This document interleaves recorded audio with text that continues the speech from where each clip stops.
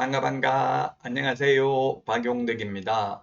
2023년 제34회 공인중개사 시험대비 기출 해설 강의 16회 37번 문제입니다. 금지행위. 근데 16회나 지금이나 출제되는 패턴은 똑같습니다. 금지행위. 우리 암기 프린트 11번에 저는 매무수그 관직상투 시공시 이렇게 암기를 했죠. 자, 금지행위에 해당하는 것은 했는데 분양 관련 증서 매매를 업으로 하면 3년 이하의 징역이나 3천만 원 이하의 벌금이고요. 근데 일방대리는 금지행위 아니죠. 쌍방대리 금지행위고요. 그 다음에 중개상물 매매를 업으로 하면 1년 이하의 징역이나 1천만 원 이하의 벌금이고요. 그 다음에 직접거래, 의뢰인과 개업공개사가 직접거래 하면 안 되는 거고요. 배우자는 개업공개사 등이 아니니까 직접거래 아닙니다. 개업공개사 등과 의뢰인이 직접 거래하면 안 됩니다. 배우자 물건을 중개하는 건 상관없습니다. 자, 그 다음에 중개업을 등록하지 않고 중개업을 영위하는 자인 사실을 알면서 그를 통해서 중개를 의뢰받으면 1년 이하의 징역이나 1천만 원 이하의 벌금에 해당되고 금지행위입니다. 자, 그래서 정답은 3번이 되겠습니다. 금지행위, 매무수거, 관직상투, 시공시, 암기 프린터 11번에 있습니다. 자, 다음은 38번입니다. 토지 이용계획 확인서를 통해서 확인할 수 없는 것은 이런 것들은 이제 시험에 나올 확률은 그렇게 높지는 않습니다. 답은 학교 환경위생정화구역, 철도보호구역 이런 것들은 나타나지 않습니다. 토지 이용계획 확인서에 보면 토지 이용계획 확인서를 통해서 모든 용도 지역지구 구역을 모두 확인할 수는 없다라고 되어 있습니다. 그래서 학교 환경위생정화구역, 철도보호지구 이런 것들은 확인이 불가능합니다. 5번이 정답이 되겠습니다. 자, 다음은 39번 문제 보겠습니다. 틀린 것입니다. 주택임대차보호법은 지금도 해마다 한 문제씩 출제되죠. 자, 그 다음에 임차인 본인은 전입신고를 하지 않더라도 처와 자녀만 전입신고를 하고 주택을 인도받으면 대항력 취득할 수도 있다. 그렇습니다. 꼭 본인의 전입신고만 대항력으로 인정되는 것이 아니라 가족, 배우자, 그 다음에 자녀의 주민등록도 적법한 대항력으로 인정된다. 2번 임차인이 전입신고를 하고 확정일자를 받은 일자와 저당권 설정 등길이 같은 경우 임차인이 우선한다. X네요. 임차인은 대항력은 다음날 오전 0시에 생기고요. 저당권 설정 등기하면 당일날 우선면제 효력이 생기기 때문에 2번이 틀렸습니다. 그래서 이걸 이렇게 법을 만든 이유는 금융기관이 로비를 하니까 국회에 금융기관을 보호하기 위한 제도죠.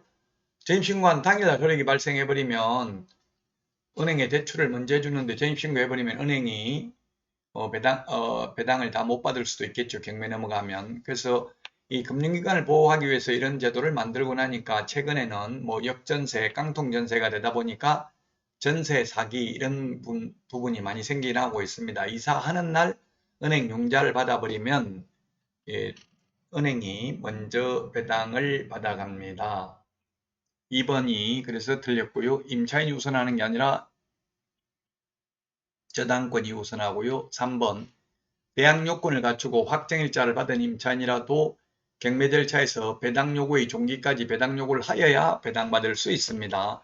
물론 배당 요구 안 해도 받을 수 있는 등기된 임차권, 저당권, 근저당권, 이런 전세권, 채권 금액을 확인할 수 있는 경우에는 안 해도 배당받을 수 있습니다. 물론. 자, 그 다음에 4번입니다. 임차인이 사망한 때에는 사망 당시 상속인이 그 주택에서 가정공동생활을 하고 있지 아니한 경우에는 그 주택에서 가정공동생활을 하던 사실상 혼인관계에 있는 자와 이촌 이내의 친족이 공동으로 임차인의 권리와 의무를 승계한다. 그렇습니다. 사실혼은 오직 주택만 보호됩니다. 상가는 사실혼 보호되지 않습니다. 물론 상속인이 가정공동생활을 하면 100% 상속인에게만 상속되죠. 예, 그래서 주택만 우리 시험 범위에 들어가는 것은 오직 주택만 보호됩니다.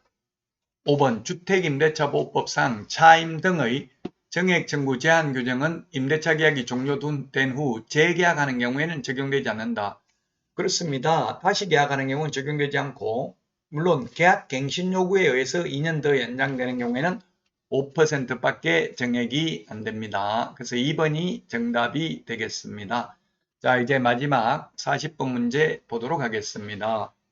슈페업에 대해서 틀린 것입니다. 슈페업도 시험에 거의 해마다 출제되고 있죠. 1번 3월 초과하는 휴업만 신고합니다. 미리 신고해야 되죠. 3월 초과, 3월 이상이 아니라 초과입니다. 한번 휴업을 하면 원칙적으로 6개월 초과할 수 없습니다. 그러나 임신, 출산, 징집으로 인한 입영, 치약, 질병으로 인한 요양 등 부득이한 사유가 있으면 6월 초과할 수 있습니다.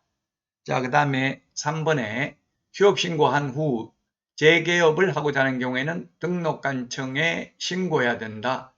예, 휴업했다가 재개신고해야 됩니다. 왜냐하면 재개신고하고 재개신고를 하면 반납받은 등록증을 즉시 반환하도록 돼 있죠. 등록증 받아가지고 개시를 해야 되니까 재개신고 미리 해야 됩니다.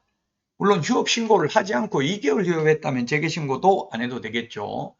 4번 개업공개사가 사망을 한 때에는 그 개업공개사와 세대를 같이 하고 있는 자가 지체 없이 등록관청에 폐업신고해야 된다. 이게 삭제됐습니다.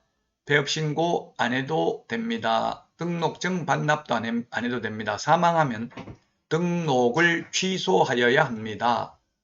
5번 휴업 또는 폐업하고자 하는 경우에는 등록증 원본을 첨부하여 등록관청에 제출해야 됩니다. 예, 등록증 원본을 반납해야 됩니다. 휴업, 폐업은 반납하러 가야 되기 때문에 방문 신고만 가능하고 전자문서는 불가능합니다. 그러나 재개신고, 변경신고는 반납하지 않아도 되니까 전자문서도 가능하고 방문 신고도 가능합니다. 자, 여기까지 해서 16회 기출문제 해설 강의를 모두 마치도록 하겠습니다. 다음 시간은 15회 시험 문제로 찾아뵙겠습니다. 여러분 수고하셨습니다. 안녕.